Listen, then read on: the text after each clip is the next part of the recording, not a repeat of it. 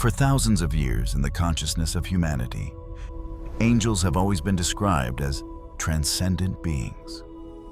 They were created from pure light in the earliest age, long before the first human being ever walked upon the earth. They are perfect, immortal, and absolute servants who obey the Most High. And yet, there is one exception. It is almost impossible to imagine that the most powerful archangel in heaven, the one whose authority surpasses even Michael or Gabriel, the only one in the entire universe permitted to sit beside the throne of the Most High, was not born from heavenly light at all. He had bones and flesh. He once walked on the earth with 2 feet. He once tasted every joy, anger, love, and sorrow of the mortal world. That supreme angel began as a human being. His name is Metatron. In the most ancient mystical writings, he is honored as the Lesser YHWH, the scribe of the universe, the one who holds the book of life and death for all humanity. His power is so great that it shakes the heavens. And yet, if you search through the entire Bible you have at home, you will never find the name Metatron in any chapter or line. Why is that? Why would such a great angel be treated by the religious elites of the West as a frightening conspiracy theory, with every effort made to erase him from history? And how could a mortal human being pierce through the boundary of life and death to become a holy angel? Today, we will open the most forbidden files of Jewish mysticism in order to decode the mystery behind the most shocking divinization journey of all time. Let us begin right now. Metatron, the supreme angel who started as a human. The mystery of the chosen one. First, let us turn back in time to an extremely brief record in the book of Genesis. Genesis chapter 5, verse 24, writes about Enoch in a sentence that almost passes by too quickly. Enoch walked with God. Then he was no more because God took him away. Think about that. In the entire genealogy from Adam to Noah, most of the figures are recorded according to a common pattern lifespan: children and then death. But when it comes to Enoch, the flow of the text suddenly stops in a completely different way. He walked with God, and then God took him away. Boom! The story closes before the reader can even know what happened next. And you know what? That very silence opened the door to one of the greatest mystical traditions in Judaism. Basically, Enoch is the 7th generation from Adam. He lived in an unimaginably ancient era before the Great Flood, before Noah, before Abraham, and of course long before the temple in Jerusalem ever appeared. In Genesis, he appears only briefly, but his strange departure caused countless later generations to wrestle with questions. Why was he taken away? Where did God take him? And how could a human being of flesh and blood enter the heavenly world? In truth, Genesis only gives the reader the first doorway. Later, Enoch traditions threw that door wide open and unfolded an entire journey. In 1st Enoch, Enoch becomes the one who sees the heavenly places, hears the judgment pronounced against the fallen angels known as the Watchers, and records secrets about angels, the heavens, and the day of judgment. By the time we reach 2nd Enoch, he is led through multiple heavens and receives moral teachings before briefly returning to his family. But in 3rd Enoch, also known as Sefer Hekhalot, Jewish mystical tradition, pushes the story to a far more intense height. Enoch is transformed into Metatron, the angelic figure called the Prince of the Presence, the one who stands directly near the throne of the Most High in the Hekhalot vision. Let's be clear, we need to distinguish this carefully. 3rd Enoch is part of Jewish mystical literature, and scholars place it much later than the book of Genesis.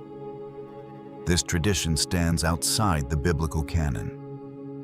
It is filled with visionary language, heavenly palaces, thrones, crowns, sacred names, and supernatural transformations.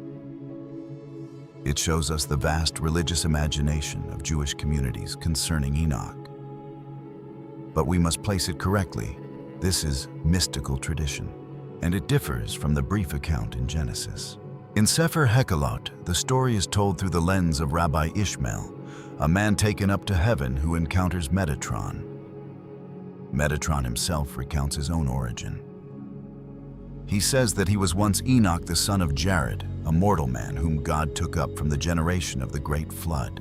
After being brought into the heavenly realm, Enoch was exalted, given status, placed near the throne, and gradually became an angelic figure far beyond the small human condition from which he began.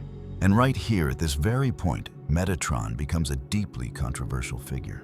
If you search through the Western biblical canon, you will find that the name Metatron has completely vanished from both the Old Testament and the New Testament.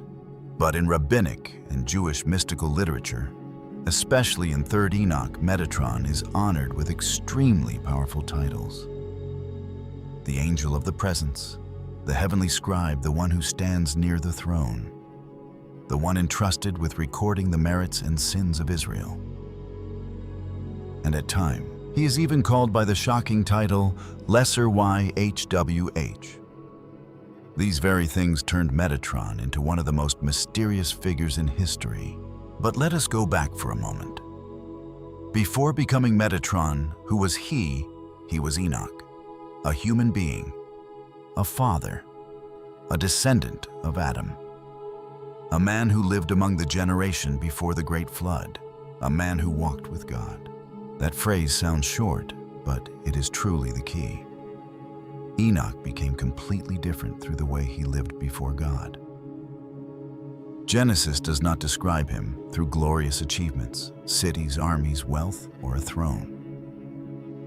The text emphasizes only one thing: his relationship with the Creator. From this Jewish tradition, believed that a person who walked with God on earth could be brought directly into his presence in heaven. And in 3rd Enoch, that moment is not merely a journey, it is a total transformation.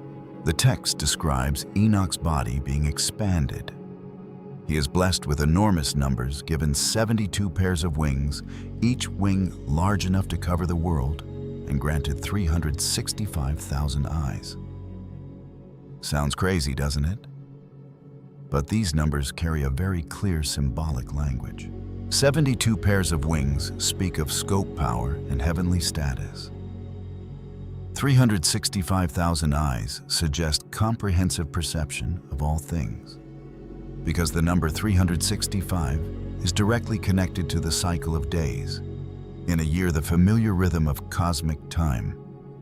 In the Hekhalot world, angelic bodies are described with surreal numbers so that the reader recognizes one thing: Enoch has moved beyond the narrow frame of ordinary humanity. He has entered an order in which body identity and mission are all redefined. By chapter 15, 3rd Enoch pushes this transformation to its peak with the most intense language. Metatron says that after God took him up to serve the throne of glory, his body was transformed into fire. His flesh became fire. His sinews, bones, eyelashes, eyes, hair, everything that belonged to the mortal shell burst into heavenly flame.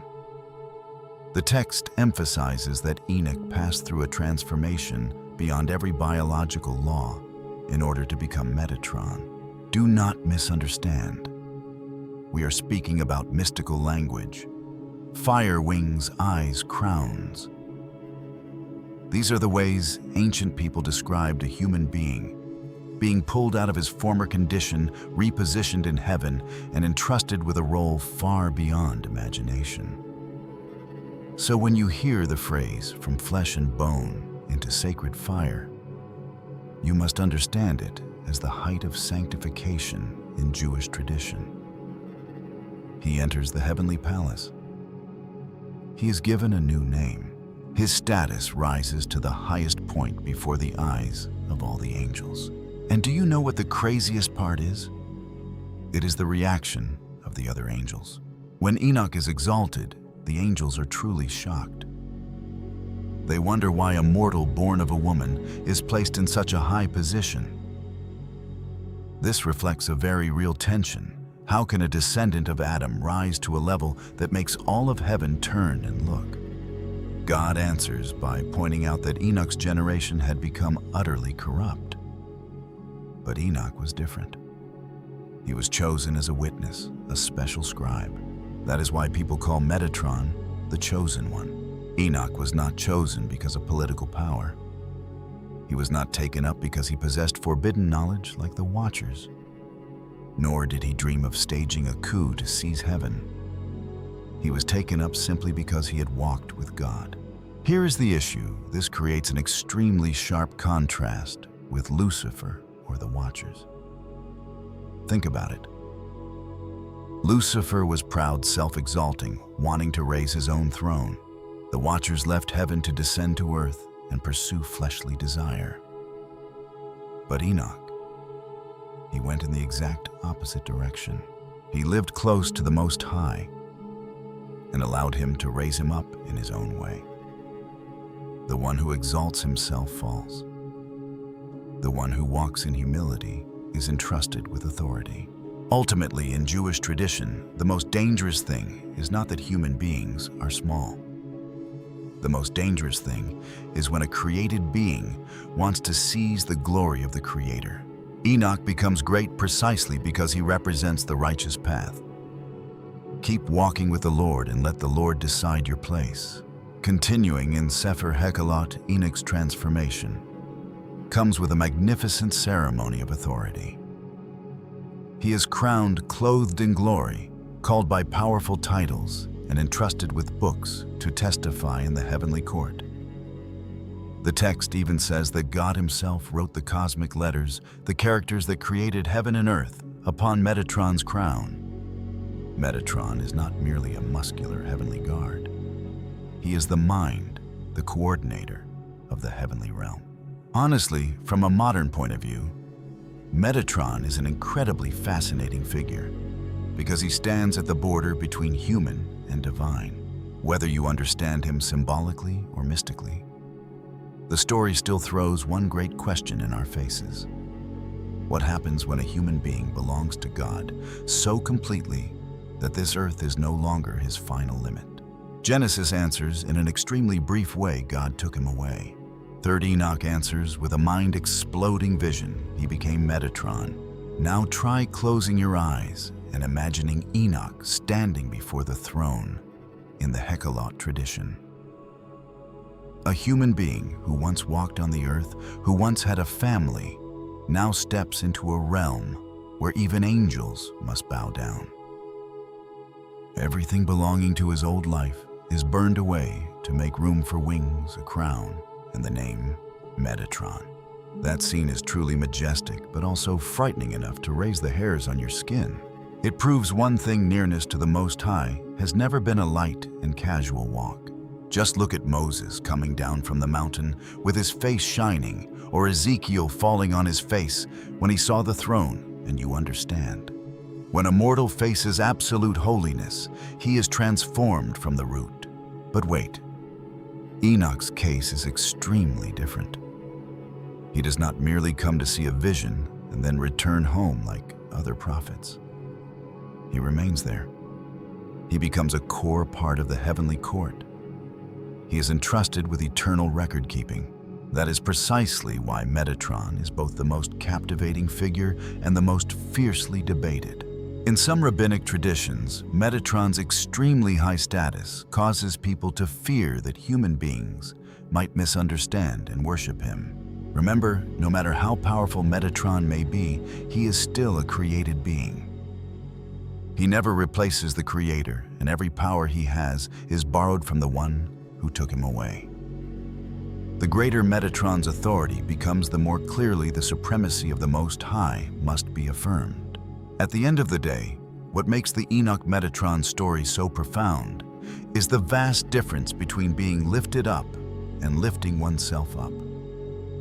Enoch's transformation is an absolute lesson in obedience. You do not need to use ambition to seize heaven. The righteous person simply needs to walk with the Most High and allow Him to determine the infinite limits of the universe. That is why we cannot begin this story with the image of 72 pairs of wings or a body blazing with fire. But when you begin from Genesis, you see that the phrase Enoch walked with God is the seed. Sefer Hekhalot is the mystical forest that grows from that seed. And at the center of that forest, the question about the destiny of the righteous always echoes. If Enoch truly was taken away, where did he go? And when the human condition collides with holiness, what remains? The language of sacred fire wings and crowns is the answer of Third Enoch. It draws heaven and earth closer together, because at that peak of authority, there once beat the heart of a human being. At this point, we can summarize it this way. Enoch enters Genesis with only a few short lines, but he leaves history through a mystery too great to be forgotten. He does not leave behind a grave. He leaves behind a question. God took him away, and from that question, a great visionary world was born. Flesh and bone became sacred fire. A mortal became the prince of the presence. But the most important thing is not his new appearance, but the path that brought him there. In a world where angels fell because of desire and Lucifer withered because of pride, Enoch stands as an absolute exception. The chosen one is the one who walks in faithfulness, then allows the Most High to lift him up. That is the greatest secret of Metatron. Before he had power that could cover the sky, he had a mortal life that walked with the Lord. And before he was called Metatron, one original truth had already been engraved. Enoch walked with God. Then he was no more. The lesser God and the forbidden title. Let us stop for a moment and look at an enormous paradox in history. Have you ever wondered why Western theologians and later religious reformers were so wary of the name Metatron that they almost scraped it clean from the flow of Orthodox scripture? Why was a figure with such enormous influence pushed back into the shadows of extra-biblical writings? The answer does not lie in personal hatred. It lies in a foundational fear. The power of Metatron touched and even threatened to break the boundary of monotheistic structure. In the Jewish mystical tradition of Kabbalah, Metatron is completely unlike the rest of heaven. He is not a messenger like Gabriel, nor is he a warrior archangel holding a flaming sword like Michael. The ancient religious elites gave him a title that even today still makes scholars shudder: the lesser God, or the lesser YHWH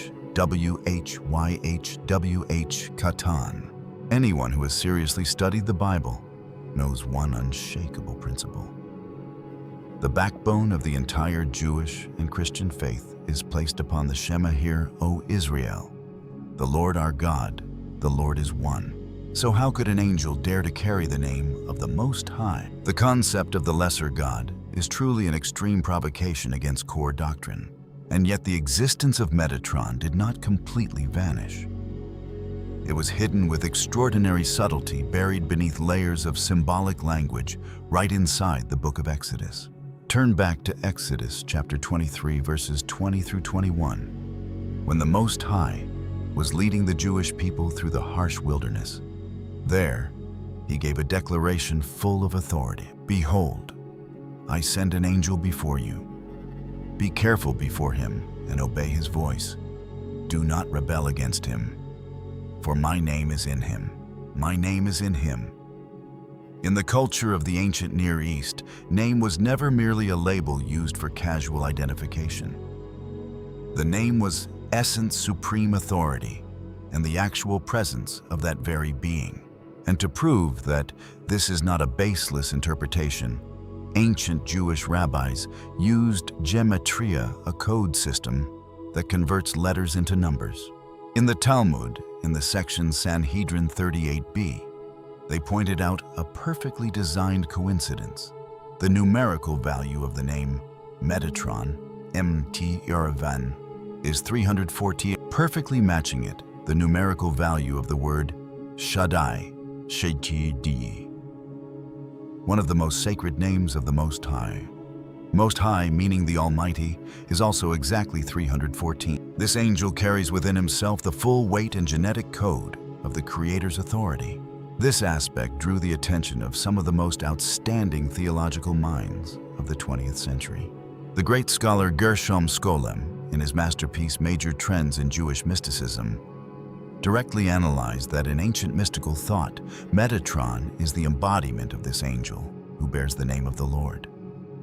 He is the only bridge between the invisible Most High and the material world. Sharing a similar view, the famous British scholar Margaret Barker, in her influential historical book, The Great Angel, a study of Israel's second God, offered an extremely sharp perspective.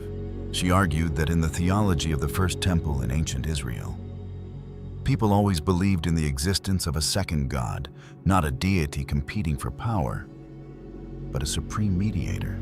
This figure represented the Most High in direct interaction with humanity.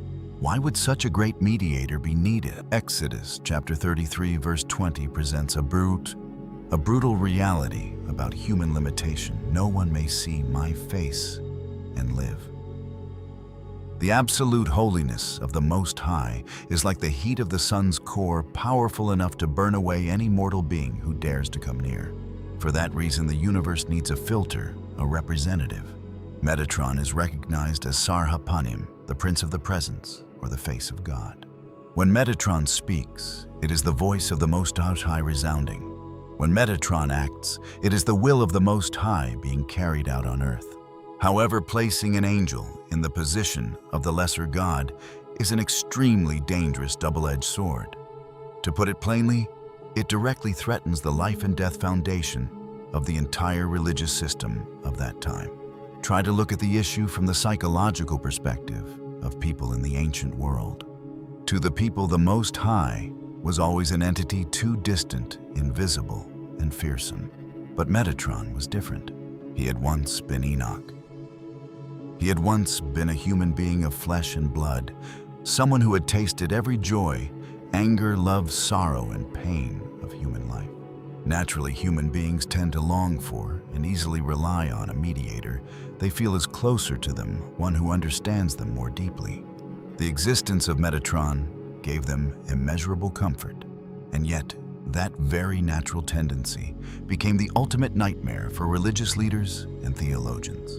The reason is very simple. The risk of confusion was beyond imagination. If you have an angel who bears the name of the Lord, possesses the authority of the Lord, and holds the power to decide life and death in the universe, then the boundary between the Creator and the created being becomes completely blurred. The crowd of believers could very easily go off course and begin worshiping and praying to Metatron himself instead of the Most High. And if that happened, the core principle that there is only one God, the pillars supporting the entire faith of both Judaism and Christianity, would collapse from within. And that is the source of the great historical purge. When religious councils began filtering sacred writings in order to build a standardized system of doctrine, they had to make a cold decision. A lesser God was too great a risk to be allowed to exist openly on the preaching platform, to protect the absolute uniqueness of the Most High. And keep the crowd from drifting into idol worship, they had no other choice but to shut the door. The name Metatron was placed on the forbidden list. In reality, during the Western Reformation movement, not only was the name Metatron forbidden, but even an ancient biblical system, such as the Ethiopian Church, was also restricted from appearing. As we already know, the Ethiopian Orthodox Church possesses the largest and most inclusive Bible in the world, with 81 books. It is the only place on earth that preserved the complete first book of Enoch, the book that records the origin of Enoch, the fall of the Watchers, and the giant Nephilim. The Ethiopians were not afraid of strange visions, were not afraid of demons, and were willing to preserve spiritual mysteries that the West had thrown away. But guess what? Even a church as open as Ethiopia firmly shut the door on 3rd Enoch Sefer Hekhalot, the core text that records Enoch's transformation into Metatron. This absence is powerful evidence for our argument. Ethiopia's preservation of first Enoch simply means that they accepted a universe with angels and demons. That is still a story between created beings and the Creator. But preserving third Enoch would carry a completely different meaning. It would force them to acknowledge the existence of a lesser God. That is the absolute red line. Even a theological foundation as ancient and independent as Ethiopia had to step back. They recognized that whether in Europe or Africa, the presence of an angel seated alongside the Most High was a ticking time bomb for the faith of the masses. It was too complex, too dangerous, and silence was the best way to seal that bomb forever. The paradox on Mount Sinai and the figure upon the Sapphire Pavement. Now we will step into one of the most puzzling mysteries in the entire Bible. A paradox that rabbis, theologians, and the most brilliant scholars have struggled with for 2,000 years in search of an answer. Open the book of Exodus, chapter 33, verse 20. The Most High speaks to Moses with a sentence that seems to slam every door shut. You cannot see my face, for no one may see me and live. An absolute decree. Final. With no gap and no exception. The holiness of the Creator is a consuming light to any mortal being, and yet step back exactly 9 chapters earlier. In the same book, Exodus chapter 24 from verse 9 to verse 11 records an event that according to ordinary logic is completely impossible. The text says that Moses, Aaron, Nadab, Abihu, and the 70 elders of Israel went up the mountain together. Verse 10 says, and they saw the God of Israel. Verse 11 adds another shock. He did not lay his hand on the nobles. They saw God, and they ate and drank. Do you recognize the terrifying contradiction here? There were 74 men. Together they looked directly at the God of Israel. They calmly broke bread and drank wine in his presence. And then all 74 of them walked down the mountain peacefully, without a single one losing his life. How would you explain this obvious contradiction? For 2,000 years, Jewish rabbis, generations of early church fathers, and brilliant medieval theologians were caught in an endless struggle. When they placed this paradox on the operating table, they realized they had been pushed into a corner with only 3 possible paths. The first path, accept the embarrassing truth that the biblical text is contradicting itself. That the editors were careless enough to let a fatal logical error slip through. But let us be honest. For religious traditions that regard every stroke of Scripture as the breath and absolute inspiration of the Most High, this is blasphemy. This door was immediately slammed shut. The second path, an attempt to smooth out the problem. Many scholars tried to soften the paradox by explaining gently, oh, the elders did not truly see God. It was only a vision in the mind, a spiritual illusion, or a symbolic metaphor. It sounds very safe and pleasant. But this soft solution immediately crashes into an unbreakable stone wall, the original grammar of Hebrew. The original biblical text uses the verb ra'ah.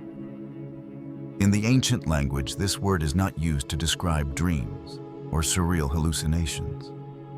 It is a word for real direct physical observation. It means eyes of flesh and blood are looking straight at a visible being. The second path also collapses completely. And so scholarship is forced into the third path, a bold conclusion that shakes the entire foundation of doctrine. The 74 men on the summit of Sinai that day truly did see God. But they did not behold the absolute essence of the invisible Father, the great source of energy that, if seen directly, would cause their lives to evaporate in the blink of an eye. What their mortal eyes were permitted to behold was a distillation, a veil of manifestation, a physical form that the Most High puts on whenever he needs to humble himself, step into the limits of space and time, and interact with the mortal world without burning up the human beings standing before him. The ancient Jewish sages bowed before this great phenomenon and named it with a term full of reverence, Shekinah, the visible glory of the Most High. And this is where the final piece falls into place. Across the entire body of Jewish mystical literature, especially the Merkabah tradition and the Book of Sefer Hekhalot, scholars directly identify this. Shekinah and Metatron are in essence two sides of the same coin. Metatron is the form the Most High puts on, so that mortal eyes can look upon him without being burned away. Read Exodus chapter 24 carefully one more time. There is an extremely chilling detail that is often overlooked. Scripture describes the scene directly beneath the feet of the one they were seeing. Under his feet there was something like a pavement made of sapphire stone, clear as the very sky. Under his feet.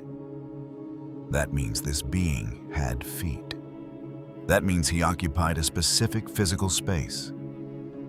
He was standing on a blue sapphire pavement. Now open the book of the prophet, Ezekiel chapter 1, verse 26. The prophet describes the vision of the heavenly throne. Above the expanse, there was something like a throne resembling sapphire stone, and seated above the throne was a figure with the appearance of a man. The match is so perfect that the ancient rabbis did not miss it. The one seated on the throne in the book of Ezekiel is the same one standing on the sapphire pavement in Exodus chapter 24.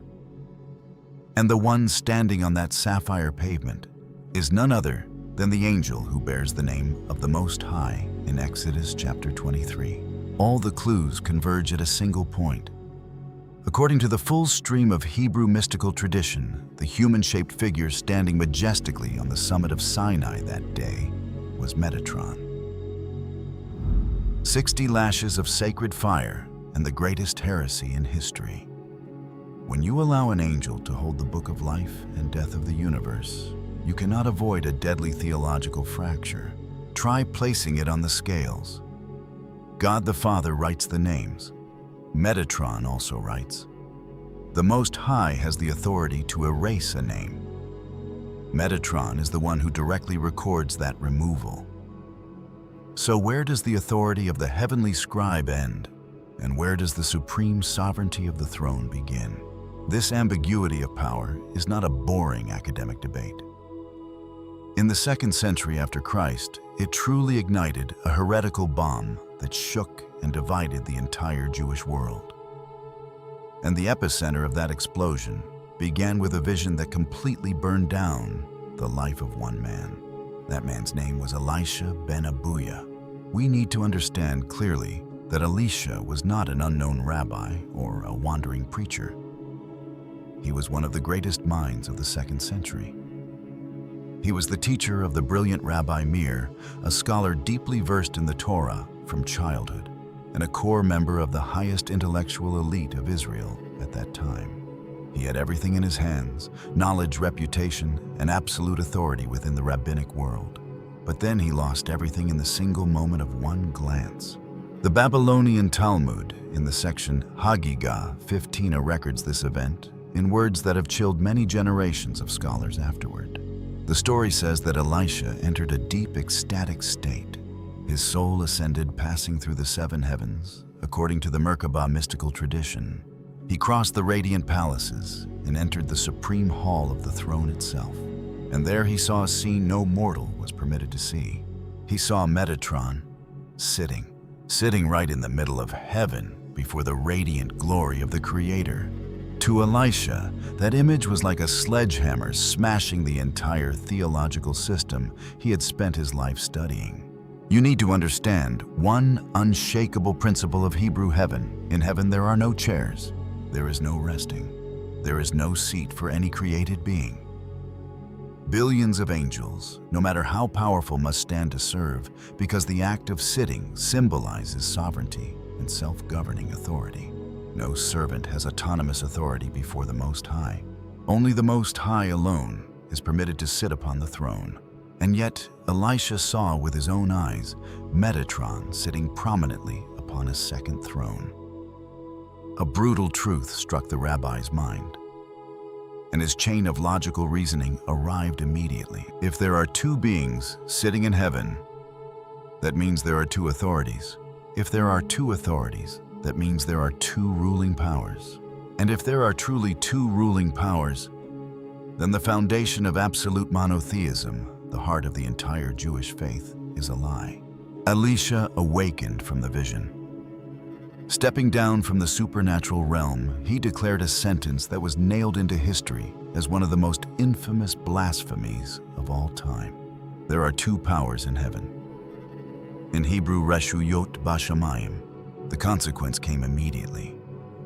Elisha was excommunicated. His entire scholarly legacy was stripped from the list of Orthodox teachers. The rabbis refused to call him by his real name. They cursed him and called him Acher, meaning the other one or the heretic. Yet, excommunicating Elisha could not hide one truth: that vision had happened. The theological wound had been cut deep. Panic spread across the religious authorities. They needed an urgent solution to prevent other scholars from following the same path as Elisha. And their answer was attached directly inside that very section, Haggadah 15a, through an added mythic scene with terrifying force as a warning. According to the Talmud's account, when the angels in heaven realized that Elisha had misunderstood and produced the heresy of two powers, they were forced to intervene in order to correct the visionary picture. The glorious scene immediately turned in the opposite direction. A command came down from the throne. Metatron, the Prince of the Presence, the one who held the book of life and death, was dragged away from his throne by the angels carrying out the sentence. Before the entire heavenly court, Metatron had to bow and endure a brutal punishment, 60 lashes of fire. In Hebrew, Shishim Pulsa Denura, 60 strikes of primordial fiery energy. This beating carried two supremely important theological messages. First, it was a public sentence before the entire universe, proving that no matter how great Metatron may be, he remains a created being who can be punished, absolutely not a parallel creator. Second, it reminded Metatron himself that even though he bears the name of the Lord and holds the highest office, he must remain forever bowed beneath the unique authority of God the Father. Try to imagine the shock of this scene. The supreme angel, carrying within himself the genetic code of the Most High, is struck with blazing lashes of fire in the middle of heaven just to protect the fragile boundary of mortal faith. But the story does not end there. The Talmud preserves one final explosive plot twist. After enduring the 60 lashes of fire, Metatron is allowed to stand up. With the authority of the heavenly scribe, he asks to have all sins erased for Acher Elisha, hoping to save the soul of the wayward rabbi. Metatron truly has that authority. And yet, just as Metatron is about to lower the pen onto the book of life, a voice thunders down from the absolute stillness of the Most High. Return, all you rebellious children, except Acher. A spiritual death sentence. All rebellious humanity has the chance to be forgiven and return. Only one person is stripped of the right to pardon. And do you know what the cruelest part is? The one who had to receive the command, lift the pen, and personally draw a line forever crossing the name Elisha ben Abuya out of the book of life, was Metatron himself. The angel who had unintentionally drawn Elisha into death now became the one who ended his eternal fate. The great scholarly purge and the 3 waves of censorship. At this point, you may be imagining a scenario that sounds deeply conspiratorial. On some dark night, a group of powerful religious authorities sat together and scraped the name Metatron clean from the parchment scrolls with knives. The truth is, history does not operate like a Hollywood movie. It is far more subtle, far more complex, and far colder. To understand why Metatron completely vanished from the Bible you have sitting on your bookshelf, we have to look at the roots. The issue is that Metatron never entered the Bible in the same way Moses or the prophet Daniel did. His name originally belonged to a different current, the current of Jewish mysticism, the Talmud, and the stories about Enoch. But as we discussed in the previous section, that current unintentionally produced a figure bearing the title, the Lesser God. You see the problem here, don't you? Judaism is built upon an absolute red line worship only one God. Having an angel sitting prominently in heaven, bearing the name of the Lord, and holding the book of life and death was a fatal risk. So what did the religious leadership do? They did not burn the books. They built a theological firewall. This censorship process did not take place in one day. It swept through history in 3 waves.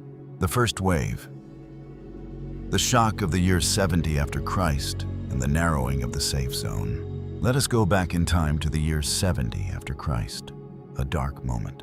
The Roman Empire had just crushed Jerusalem and burned the Second Temple to ashes. For the Jewish people at that time, the world seemed to be collapsing. There was no longer a temple, no longer a place of sacrifice. They were forced to restructure their entire religion around the Torah texts in order to survive. But that was not all. Right at the moment when they were struggling the most, Christianity rose powerfully, and this was what made the Jewish rabbis sweat. The early Christians were using Jewish mystical texts themselves. Passages speaking about the angel who bears the name of the Lord, about the Son of Man, coming on the clouds, about Metatron, in order to prove that Lord Jesus was the Messiah who had been foretold. Pushed into a corner, the Jewish rabbis were forced to act. At the councils and gatherings that shaped doctrine, often described by historians as the Yavne period, or the Council of Jamnia, they began to redraw the boundaries of Scripture. They kept the safe texts and pushed the entire Enochic literature, along with the name Metatron, out of the official canon. It was not exactly an erasure. It was a quarantine. Metatron was pushed to the margins, driven into dark, mystical rooms, instead of being read publicly to millions of believers every Sabbath. The second wave, the Masoretic scribes and the textual lock. Several centuries passed, and we enter the second wave. From the 6th century to the 10th century, a group of learned scholars known as the Masoretes began a massive project standardizing the Hebrew Bible. Before this period, the original Hebrew was written only with consonants. It was like a code whose reading depended on oral tradition. The Masoretes added vowel marks, punctuation marks, and especially marginal notes, known as the Masorah, in order to lock the interpretation of the text tightly in place. So if someone tells you that the Masoretes scraped the name Metatron out of the Bible, they are mistaken. The role of the Masoretes was more subtle than that. When they standardized the text, they also placed theological traffic signs around it. Whenever the phrase, "the angel of the Lord," appeared, the marginal notes would skillfully direct readers to understand. Listen, this is only an ordinary messenger or angel, not a second God. They turned the text into a hardened block of concrete. For the ordinary Bible reader, the story of Enoch begins in Genesis and ends right there in Genesis. Period. There will be no 72 pairs of wings, no crown of fire, no Metatron. The second wave officially cut off the bridge between the public Bible and the mystical tradition. The third wave, the Talmud and the warning by lashes of fire.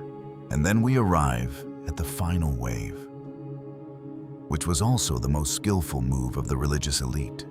This wave lies within the Talmud. Here is what is extremely interesting. The Talmud does not pretend to forget Metatron. It still preserves him. Why? Because the legend of Metatron had rooted itself too deeply in the public imagination. You could not force everyone to stop mentioning it.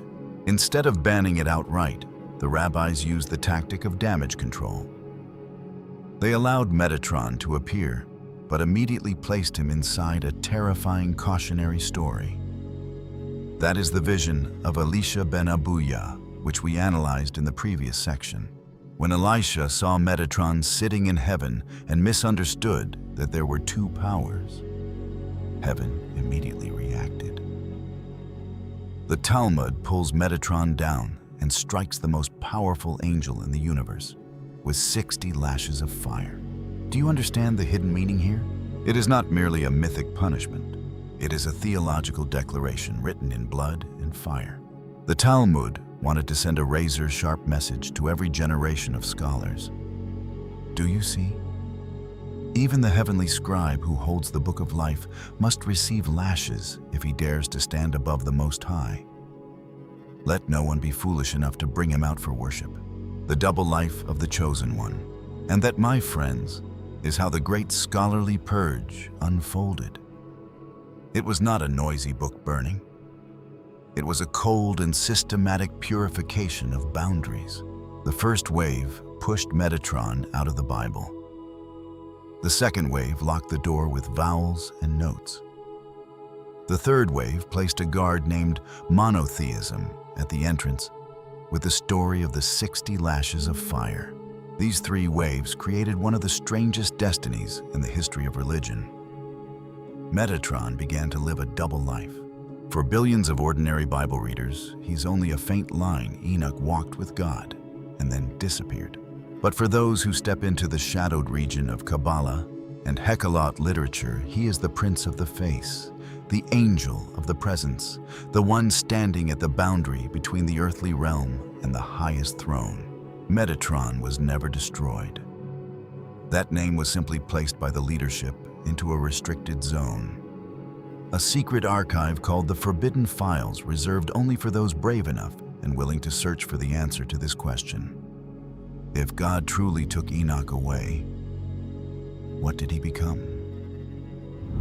The astonishing transformation into the Archangel Metatron and the noble mission entrusted to him. Let us return to the question from the earlier section. If Enoch was truly taken straight up to heaven, then what happened to his mortal human body? How could a human being of flesh and bone, the son of Jared, a descendant of Adam, survive in a place filled with sacred radiance, so brilliant and holy that it could burn away anything? Genesis does not reveal even half a word, but 3rd Enoch does. It breaks that silence by recounting the most shocking and unimaginable transformation ever recorded in religious history. When Enoch had just stepped through the gate of heaven, he was not immediately canonized as a holy being. Instead, he had to pass through a training process on a cosmic scale. He was led to see with his own eyes the original blueprint of heaven and earth, shown where sin began, and made to witness directly the tragic end of the giant Nephilim and the fallen angels. In other words, he was taken straight into the central control room of the entire universe. And then the transformation of his form began. 3rd Enoch recounts that the moment the Most High placed his hand upon Enoch, in the blink of an eye, his small human shell shattered. His flesh burst into radiant flames. His bones turned into glowing embers. His veins flowed like streams of dazzling light. Every eyelash shot out lightning, and every breath he took now created storms across heaven. His body continued rising, expanding until it reached the height of the stars. From his back, 72 gigantic pairs of wings tore through the mortal skin and burst outward. And across that fiery body, 365,000 eyes opened all at once. It sounds like the script of a science fiction superhero film, doesn't it? But wait. For the Jewish mystical masters, these were not random numbers invented for drama. They were codes carrying deeply profound messages. Think about it. Why 72 pairs of wings? Because the ancient Jews believed there were exactly 72 nations and languages across the world. His wings were powerful enough to cover all of humanity. And what about 365,000 eyes? The number 365 is the number of days in a year. It symbolizes a gaze that pierces into the deepest chambers of the heart. A 24/7 supervision that misses not a single second and leaves not one hidden corner of the world untouched. From a small human being born from dust, he rose. The Most High gave him a new name, a title powerful enough to shake the heavens, Metatron, the Prince of the Presence. But this next part is where the story becomes truly fascinating. Pay close attention to the way he received this great power. This is where Jewish tradition delivers one of its deepest lessons. Just place Metatron on the scales beside Lucifer or the Watcher angels. The Watchers had power, yes, but in the end they were thrown down to earth because they dared to overstep their superior and chase after base desires. Lucifer was arrogant drunk on the illusion of his own greatness, trying to place his seat on the same level as the Creator. His ending was the loss of everything. But what about Enoch? What about Enoch? He never dreamed of becoming the ruler of heaven. He did not scheme or plot. The power he received did not come from rebellion. It came from a heart that knew how to obey. He was lifted high simply because he chose to live rightly, to walk with God every day.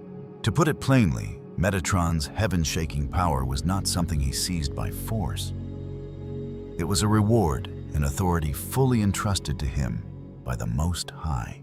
And along with that privilege came a duty that would make anyone break into a cold sweat. Metatron was appointed as the scribe of heaven. You have probably heard somewhere about the Book of Life, haven't you? It is mentioned again and again throughout the Bible.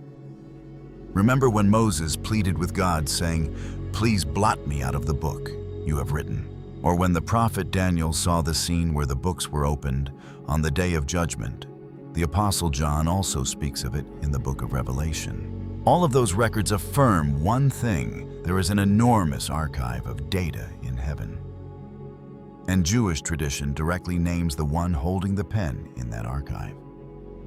It is none other than Metatron. Try to imagine this book. It is not merely a directory of names. It is like a security camera recording your entire life with no blind spot at all. Metatron records everything you do, every casual word you speak, and even the most secret thoughts running through the minds of billions of people who have lived, are living, and will live on this earth. A small coin you quietly give to the poor. Without anyone knowing, Metatron has already recorded it. A slanderous word spoken behind someone's back. A false accusation you threw out just for the pleasure of talking. Metatron has also noted it in full. Every injustice that sinks into forgetfulness. Every truth twisted by the powerful in this earthly realm. All of it is backed up in heaven, accurate down to every comma. No one can escape the pen of this scribe. But this is the most beautiful ending, a truly moving twist in the whole story of Metatron. Have you ever wondered why the Most High would entrust such a life and death work of judgment and record-keeping to someone who had once been mortal? Why did he not simply give it to Michael or Gabriel? Angels who had already been pure and perfect since the beginning of creation. The answer may make you pause for a moment. Here is the point: Michael and Gabriel are truly magnificent, but ultimately they are still angels. They have never been tormented by gnawing hunger. They do not know what it feels like to struggle against temptation and desire. They do not understand the despair of being driven to the end of the road, or the weakness and fragility of a human life born from dust. But Metatron understands these things deeply. Do not forget, he was once human. He once tasted life in one of the darkest and most corrupt periods of history, the generation immediately before the Great Flood. He knows what is inside human beings. He understands how complex and contradictory people can be. Our weak moments and mistakes are not theories written on paper to him. They are things he once saw, once experienced, part of his own memory. And that is exactly why he was chosen. Metatron is not a cold, emotionless grading machine. He is like a bridge, a judge who knows how to put himself in another person's place. He carries the absolute majesty of the Most High, while also bearing deep compassion for the pain and struggles of human beings. So in the end, the story of Enoch becoming Metatron is not merely a mythic tale of a hero flying up to heaven and growing wings. It carries a very practical message, a little frightening, yet also full of warmth. At the end of the day, we must all take responsibility for what we do, because there is always a scribe recording everything without missing a single word.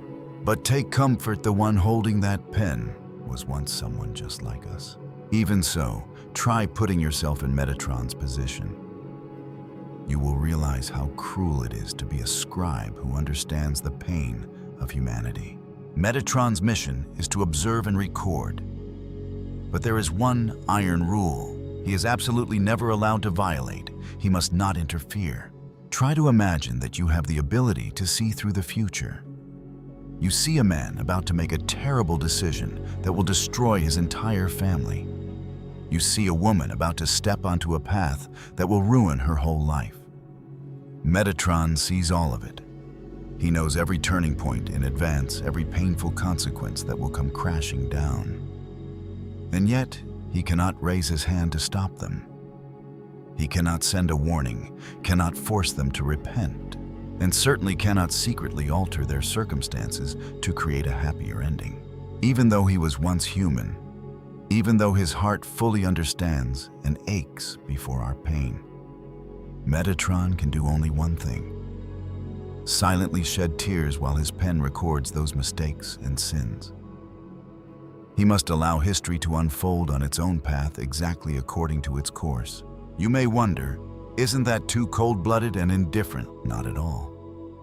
Metatron's silence in truth is the highest and most respectful expression toward one great gift the Most High has given humanity: free will. The Most High allows human beings the right to decide their own lives, and He respects that choice, even when He already knows the choice will lead them straight into the abyss. At this point, someone will surely raise the age-old question: if the Most High is truly all-powerful and loving, why does He not simply snap His fingers, erase all evil in the world, and make everyone live rightly with no more suffering? Certainly, He has more than enough power to do that. He could completely ignore what we call free will and force all of us to live according to the proper standard. But if He did that, what would be the price? We would no longer be human. We would become soulless robots. Think about it.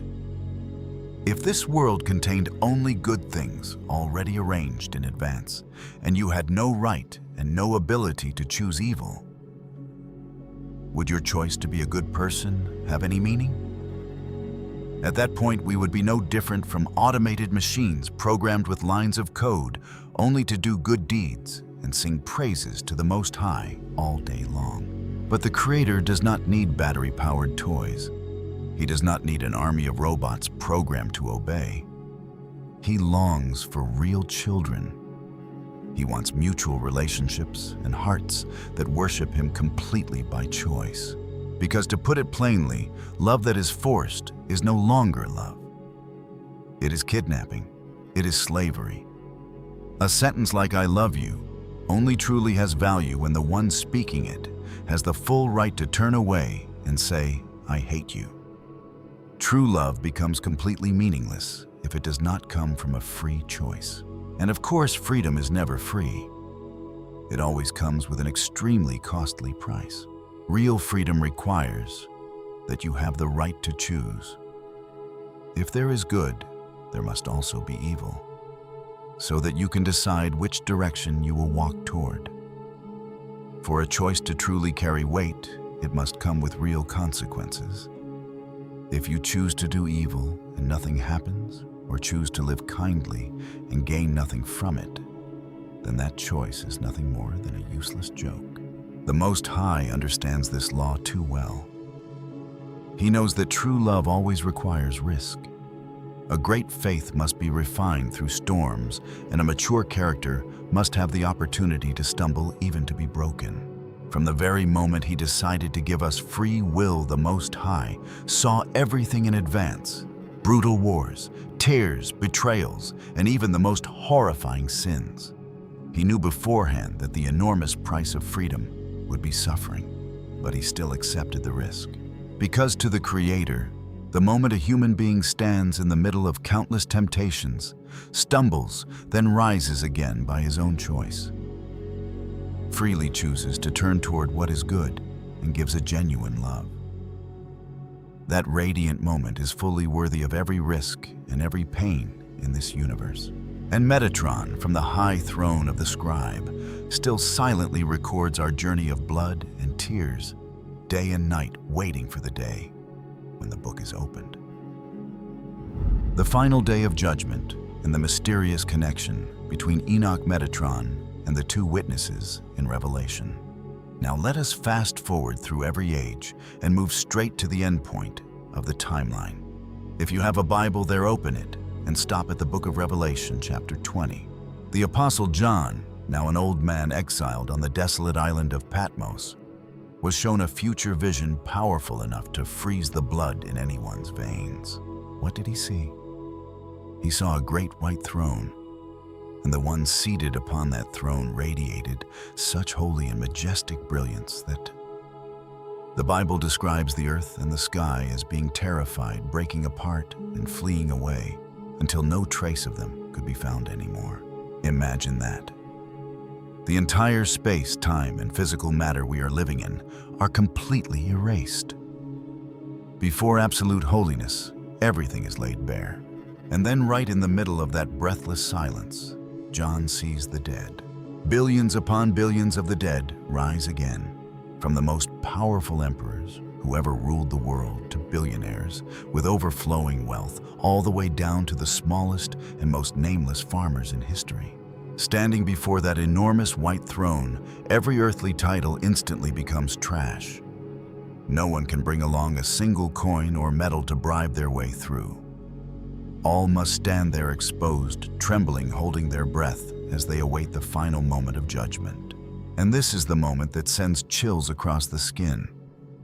John writes, "The books were opened, and another book was opened, which is the book of life." Do you recognize the chilling connection here? Try to remember who has been tirelessly writing those books since the beginning of creation. Exactly. Those thick dossiers lying openly on the table of judgment that day are the lifelong masterpiece of the heavenly scribe Metatron. Imagine the sound of pages turning in the silence of heaven. Page after page is opened. Every line is a lie. You once spoke a dark thought that once flashed through your mind, or a cruel action you believed you had hidden safely in the shadows, now dragged fully into the open. No one will be able to open their mouth to deny it or hire a lawyer to defend themselves. Why? Because the scribe who compiled their personal file is not a soulless machine. He is a being who once lived in the human realm. He understands every trick, every excuse, every filthy hidden corner of the human mind. Once the pen has fallen, the matter is sealed, and that file is absolute truth. But wait, let us slow down for a moment. Before this great apocalyptic moment of opening the books can take place, the book of Revelation deliberately throws us a sharp turn in chapter 11.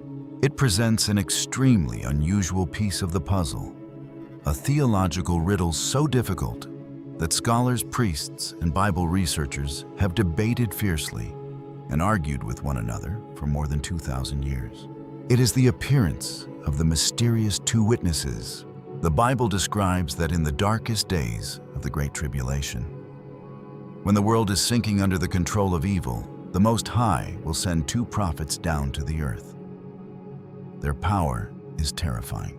They can breathe fire to burn up their enemies, have authority to shut the sky so that no rain falls during the years of their preaching, and can turn water into blood. They stand there courageously proclaiming the truth in a rotten world for exactly 1,260 days. Then what must happen does happen. The beast from the abyss rises up, wages war against them, and kills them. Their bodies are thrown across the street, and the whole world celebrates their death. But only 3.5 days later, the breath of the Most High enters them. They stand upright again, in flesh and bone, then rise up into heaven as millions of terrified eyes stare into the sky. The million-dollar question is this: who are these two people really? The book of Revelation never mentions their names, and this is where some of the most brilliant theological minds of the early church, such as Tertullian and Irenaeus, proposed a theory that gives people chills. They believed that these two witnesses were none other than Enoch and Elijah.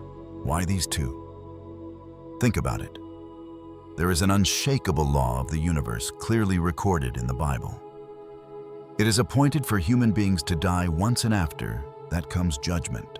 All of us, from Adam to the last man on earth, must pass through the doorway of death. That is the debt every mortal must pay. And yet, looking back through history, there were two who successfully escaped the debt. The first was Enoch, who walked with God and was taken straight up to heaven. The second was the prophet Elijah, who was carried up into the sky by a chariot of fire. They are the only two exceptions in all human history who have never tasted death. Therefore, from the theological viewpoint of ancient scholars, the justice of the universe requires them to return. Imagine this Enoch, the mortal man who became the supreme Archangel Metatron, gives up his 72 blazing pairs of wings, gives up his crown and glorious throne, and contracts himself back into a weak human body.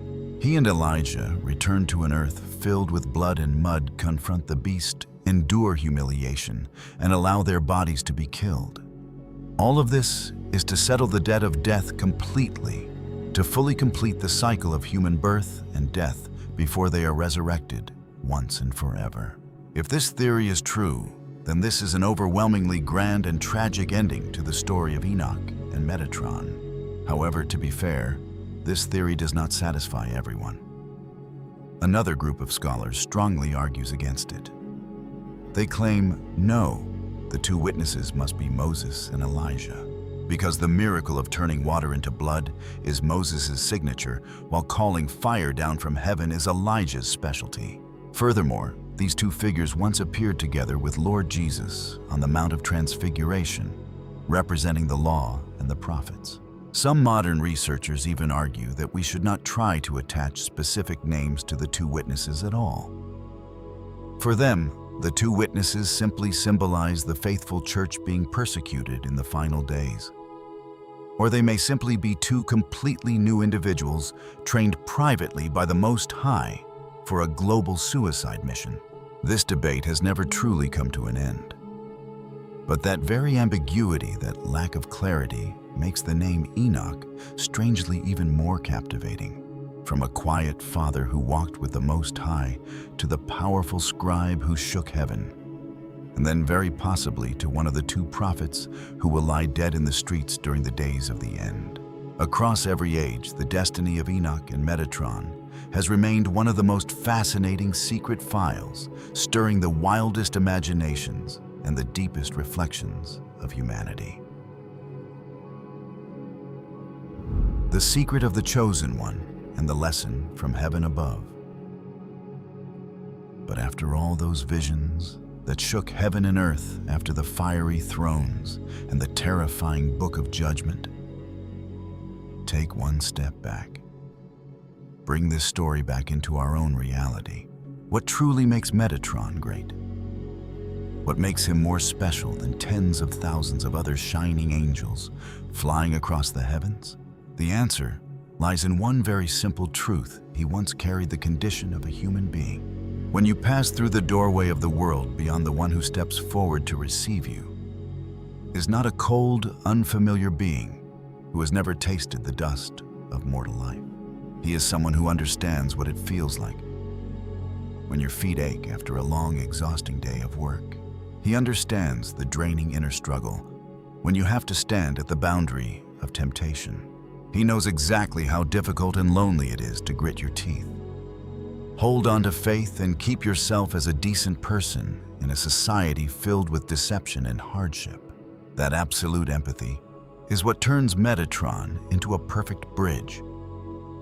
A mediator, the greatest intermediary connecting the weakness of humanity with the absolute holiness of heaven. He stands there using the deepest compassion of someone who once walked through suffering to empathize with support and guide the souls who have just arrived before the throne. And this is the most important part this story wants to tell you. From the event of Enoch transforming into the great scribe, we must ask ourselves, so how does someone become the chosen one? Enoch's secret is actually nothing lofty or complicated. He did not split the Red Sea like Moses.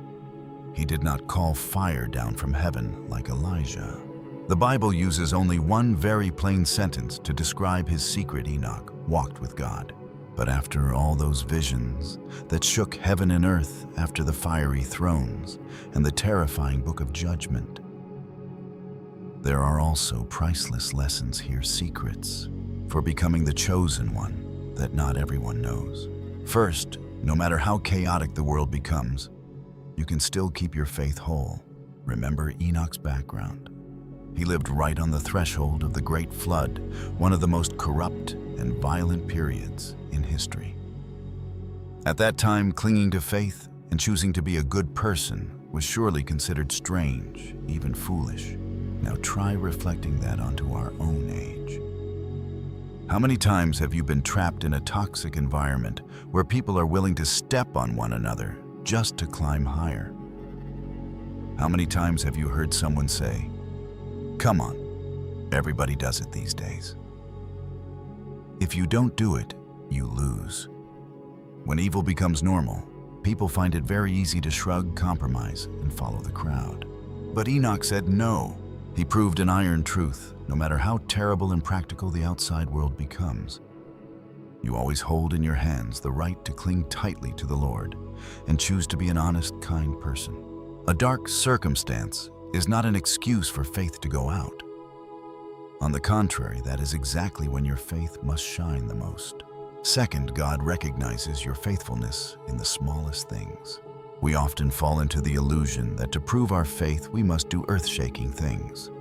We must donate billions, build enormous churches, or move mountains and fill seas. But the Most High does not look at life through the camera lens of social media. He looks into the smallest, most hidden details of your daily life. He sees that tired Tuesday afternoon when you are stuck in traffic, pushed around and pressured, yet you choose to patiently swallow your anger instead of rolling down the window and throwing out curses. He sees the moment at work when you refuse to speak badly behind a coworker's back. He sees the kindness when you quietly help a stranger without pulling out your phone to record a video so that someone will applaud you. You think no one knows those things? Do not worry. In heaven, there is a scribe who was once human. He knows exactly how difficult and painful it is to restrain the ego. And he is carefully recording every one of those quiet moments of faithfulness with absolute reverence. And finally, this is the greatest core of the entire story. No matter what the world becomes, choose to be a good person and hold tightly to three foundational values: sincerity, kindness, and patience. Notice this. The older we get, the more startled we become when we realize how quickly life passes. In the blink of an eye, the years of youth have already been left behind. We often run endlessly after money and fame. But when we stand on the far slope of life, those things suddenly become meaningless. So what truly remains? It is the way you lived, living sincerely in a world full of falsehood without wearing a mask of deception, living with kindness, willing to extend your hand to help others, choosing to do what is right, even when you suffer loss yourself, and living with patience, steadfastly enduring the storms and injustices of life without losing hope. Living with goodness and compassion is not just a few empty moral slogans people print on t-shirts to look nice. It is the code, the master key that opens the door of heaven. The story of Enoch shatters the most frightening shadow that has always haunted humanity: death. We tremble and look away whenever death is mentioned because we often think it is a pitch-black abyss, a cold ending that will swallow every effort and every glory of a human life. But the truth is not that way. Through this story, we realize that physical death is not the end. It is only an extremely thin boundary, a transfer station where you change trains. For those who dare to live kindly, who dare to keep walking with what is good, even when everything around them is full of deception and corruption. The ending in this earthly realm is actually only the opening movement of a magnificent transformation. You let go of this tired, scarred, and sick physical shell in exchange for a wondrous change. You freely step into a radiant, eternal life filled with glory, waiting just on the other side of the veil. Enoch spent only one human lifetime patiently walking small, sincere steps on the earth. And his reward was wings that covered the entire universe. So what about you? Today, when you step outside to face life, how will you choose to walk? We have now reached the final pages of one of the most mysterious and earth-shaking dossiers in the entire history of religion. The journey of decoding Metatron is not merely about reopening ancient parchment scrolls or exposing centuries-long scholarly purges. It is far greater than that. The story of the supreme angel who began as a mortal is a perfect lens through which we can look again at faith history and even ourselves. From a small man named Enoch, born from dust, living in an age sunk in violence and corruption, he walked with steady steps beside the Most High and was then taken up through the 9 heavens. He clothed himself with 72 pairs of blazing wings, carried the name of the Creator, and sat in the seat of the most powerful scribe in the universe. Religious leaders once feared him. Scholarly councils used every method from censorship and cutting away details to warnings through 60 lashes of fire in order to conceal his existence. They feared that a mortal human being could rise to a power so close to the highest throne. They hid the name Metatron in the darkest corners of history. But as you can see, truth can never be buried forever. Beyond the fierce theological disputes, beyond even the questions of whether Metatron is an archangel, a shadow of Christ before the incarnation, or an instrument representing the Most High, the greatest core that remains in this story is hope. The story of Metatron tells us that the distance between the mud-stained mortal world and the radiant glory of heaven is not as far and hopeless as we often imagine. The one holding the pen that records every action of your life in the book of life is not a cold machine, but one who once tasted every joy, anger, love, sorrow, and pain of human existence. He understands your tears, the times you stumbled, and the moments when you had to bend under the weight of fighting temptation. So no matter how chaotic the world outside may become, hold firmly to faith. Keep choosing to live a life rooted in 3 core values: sincerity, kindness, and patience. Believe that not one of your quiet efforts is forgotten. Death is not an abyss that ends everything. It is only a velvet curtain being lifted, so you can step into a great transformation in eternity. At this point, the dossier on Metatron is officially closed. What do you think about this supreme angel with mortal origins? Does the theory that he may be one of the 2 witnesses who will return to Earth in the end times convince you? Leave your thoughts in the comments below. I would truly love to read them and discuss them with you. If this video has brought you fresh and valuable perspectives, do not forget to like it, share it with those who love decoding history, and subscribe to the channel with the bell icon so you do not miss the next mysterious dossiers. Your support is the greatest motivation for us to keep digging deeper and bringing you higher quality content. And now, goodbye, and I will see you again in the next journeys of discovery. Always keep a kind heart and keep your steps truly steadfast.